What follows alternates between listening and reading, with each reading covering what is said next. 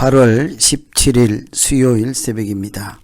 오늘도 새벽을 깨우고 기도하시는 여러분 모두에게 하나님께서 아침에 주시는 특별한 은혜로 함께 하시고, 또 기도하실 때 특별히 말씀 붙잡고 기도하실 때 그 말씀대로 하나님께서 주신 약속대로 다 이루어 주시는 복된 날 되기를 기원합니다. 오늘 같이 기도하실 말씀은 레위기 26장 1절에서 13절 말씀인데요. 그 중에 1, 2, 3, 4절 읽어드립니다.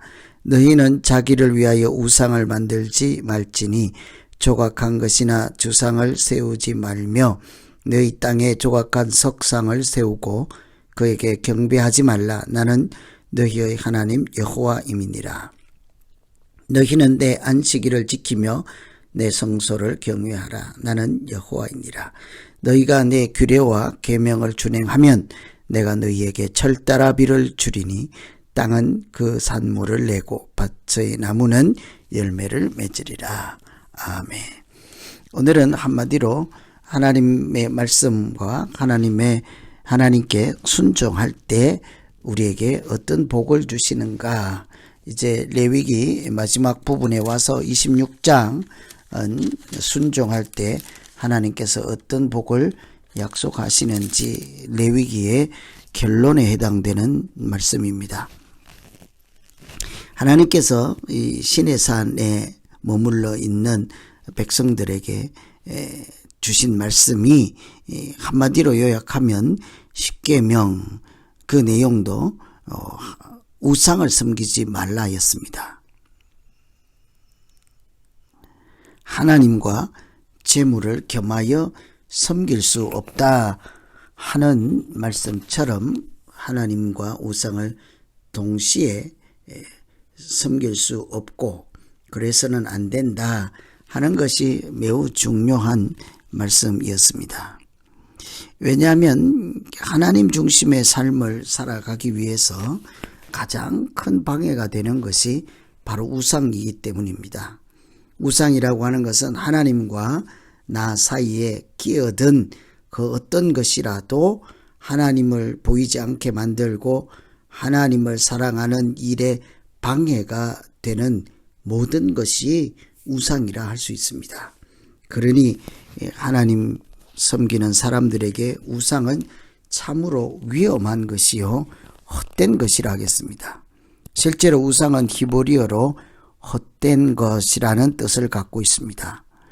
우상이 들어오면 하나님을 향한 우리의 마음과 초점이 흔들려서 헛된 믿음 생활할 수밖에 없지요. 반대로 우리가 시간을 구별하여 안식일을 지키고 하나님께 집중하고 말씀을 청종할 때 하나님은 그때는 우리에게 복을 주신다고 하죠. 그래서 우리가 헛된 것을 멀리하고 복을 받을 수 있는 믿음 생활을 열심히 할 때 하나님께서 어떤 약속, 어떤 복을 주시겠다고 약속하시는지를 살펴보시고 새 힘을 얻는 그런 새벽 되기를 소망합니다. 순종하는 사람들에게 하나님께서 가장 먼저는 물질의 번영을 약속하십니다. 4절에 보시면 내가 너희에게 철따라 비를 주리니 땅은 그 산물을 내고 밭의 나무는 열매를 맺으리라. 우리는 비는 저절로 오고 또 나무는 열매를 저절로 맺고 땅이 산물을 저절로 준다고 생각하겠지만 사실은 하나님께서 때를 따라 비를 주시지 아니하고 그 나무를 기르지 아니하시고 보살피지 아니하신다면 우리에게 돌아올 것은 사실은 아무것도 없다고 해야 될 것입니다. 여러분, 과일이 바람 한번 불면 다 떨어져서 먹지 못할 때가 있지 않습니까? 비가 벼농사를 아무리 잘 지어도 비 한번 오면 그 농사가 숲으로 돌아갈 때가 있지 않습니까? 하나님께서는 때에 따라 비를 주시기도 하고 때에 따라 빛을 주시기도 하고 그래서 나무를 돌보시고 자라게 하시고 열매 맺게 하는 줄로 믿습니다. 그러니 우리가 하나님이 주신 그 은혜의 결실을 누리고 살아갈 수 있도록 번영의 복을 언제 주신다고 합니까? 하나님을 경외하고 3절에 보시면 너희가 내 규례와 계명을 준행하면 철따라 비를 주신다고 그랬죠. 순종하는 자에게 하나님께서 열매를 허락하시고 땅의 산물을 주신다는 말씀으로 우리에게 이 땅에서 살아갈 물질적인 풍요를 허락해 주셨습니다. 5절에 보면 너희가 음식을 배불리 먹고 너희 땅에 안전히 거하리로다. 배불리 먹고 살 수 있는, 굶지 않고 오늘 또 하루 살아갈 수 있는 이 모든 것은 사실은 하나님께서 주시는 은혜 그 자체라고 할 수 있죠. 그래서 우리가 한 끼 양식을 먹어도 일용할 양식을 주신 하나님을 기억하며 사는 것이 믿음의 사람들 모습이지 않습니까? 순종하는 자에게 하나님은 이 땅에서 땅에 기름진 것으로 물질적인 복을 주신다고 하였습니다. 그러니 오늘 우리가 기도할 것은 하나님, 내가 하나님의 말씀을 청종하고 여호와를 경외하노니 이 땅에서 살아갈 때 조금도 부족함이 없고 언제나 지족한 마음으로 하나님이 주신 것들로 복을 누리며 살게 해 주시옵소서. 이렇게 기도하면 되겠습니다. 두 번째, 순종하는 자에게는 평화를 주십니다.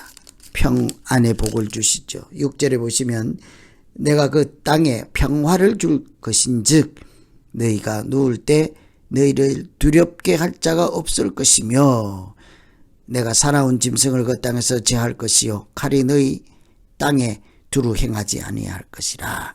하나님께서는 순종하는 자에게 평화를 주신다고 하십니다. 우리는 흔히 하나님을 평강의 왕이라고 하지 않습니까? 하나님은 우리에게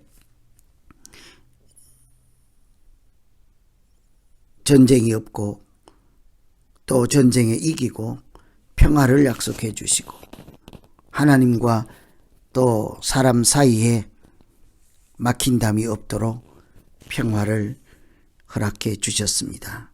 언제 그렇습니까? 말씀을 준행하고 계명을 준행하면 그렇게 평화를 주신다고 하십니다. 실제로 우리가 언제 평화를 누리며 참으로 안전하다 하고 행복한 마음으로 근심 걱정 없는 마음으로 이 땅에 살아갈 수 있겠습니까? 하나님의 평강이 그리스도 예수 안에서 우리의 마음과 생각을 지켜줄 때이지 않겠어요? 그러니 우리는 하나님께서 내 마음과 생각을 지켜주셔서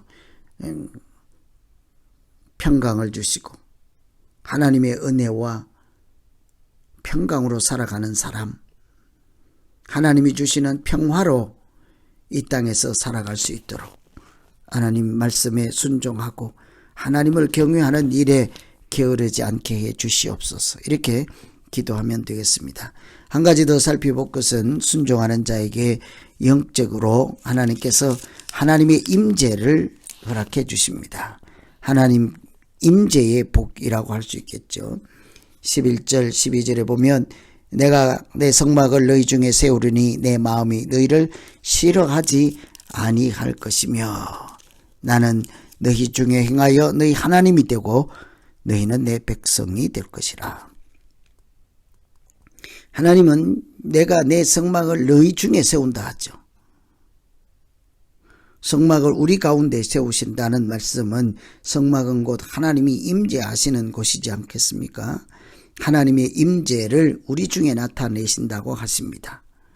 흔히 두세 사람만 모여도 하나님이 함께 하신다고 약속했던 그 말씀처럼 우리가 하나님 말씀에 순종하고 하나님을 경외하는 사람으로 성막 중심으로 살아갈 때 하나님은 그곳에서 나타나시고 우리를 만나주시고 우리의 영혼을 솟게 하시고 우리의 허물을 깨끗게 하시고 우리의 죄를 용서하여서 이 땅에서 하나님의 자녀로 살아가기에 부족함이 없도록 하나님이 늘 동행하시고 임재의 복을 허락해 주실 것입니다.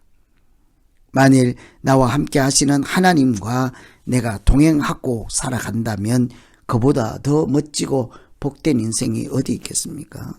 순종하는 자에게 하나님이 함께 하시는 복, 하나님의 임재가 충만한 복, 그런 복을 누리며 살아가는 우리 모두 되기를 소망합니다.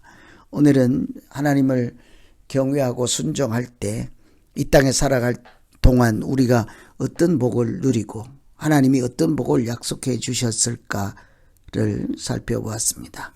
물질적인 번영도 허락하시고 평화를 주실 뿐 아니라 하나님께서 임재하여서 우리 가운데 머무시고 우리가 하나님의 은혜 가운데 머물 수 있도록 지키시고 인도해 주실 것입니다. 오늘 이 말씀 기억하며 우리 각자 자기 자신을 놓고 같이 한번 기도하겠습니다. 하나님 아버지, 이 땅을 살아가는 동안 우상이 아닌 하나님 일편단심 오직 한 분 하나님만 기억하며 살아가는 하나님의 자녀가 되는 일, 자녀로 살아가는 일에 조금도 부족함이 없게 하여 주시옵소서. 하나님 말씀을 경청하고 하나님을 경외할 때마다 우리 가운데 물질적인 부족함이 없게 하시고 마음의 평강을 누리고 하나님과 동행하며 살아갈 수 있도록 하나님께서 우리의 마음과 생각을 지키시고 걸음을 인도하여 주시옵소서. 예수님 이름으로 기도하옵나이다. 아멘.